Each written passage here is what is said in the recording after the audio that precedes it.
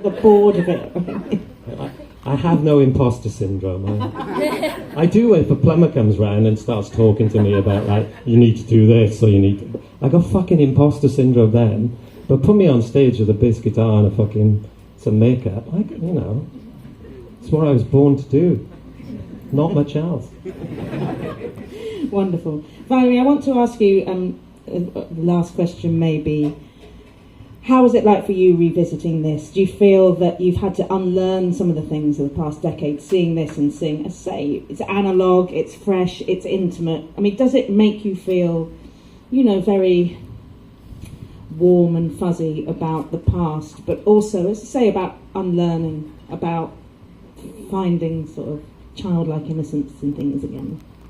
I think, strangely, those photos are probably the closest to what I do now. I think I sort of deviated from that for a while to try to be a sort of photographer, and those are actually really honest and really sort of, I still find them really moving, and I think they're closer to what I do now and what I try to do now. But I actually can't look at that book without bursting into tears, basically, because they're just so sweet. I can't handle it. It's just these kind of ferocious punk maniac intellectuals, and they're just so sweet. I don't know. It's hard to look at, but I mean, it's not a macho book at all, if you know what I mean. Like you were saying about photographers at that time, there was quite a sort of fierce maleness to it.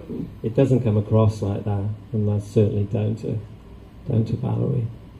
And some of the shots are wonderful. You've got the obviously infamous all rock and rollers homosexual shirt that Richie wears, but he's not displaying it. It's not overt. No. You can hardly read the words on it or something like that, and I think that's some of the skill of it. It's so beautiful because of that, and the more you look, the more you see all of those things about the book.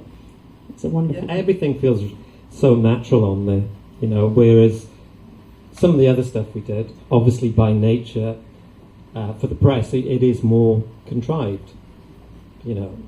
Going out the night before a photo session to get love bites just for the cover of the NME is quite contrived. Can I ask, when you're going out to get a love bite, where do you go?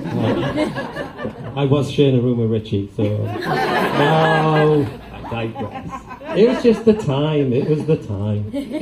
Probably fucking did it myself, so... I wasn't popular, to be honest. Wonderful. Well, I'd like to say a very, very big thank you to Valerie Phillips and Nicky Wire. It's a great book.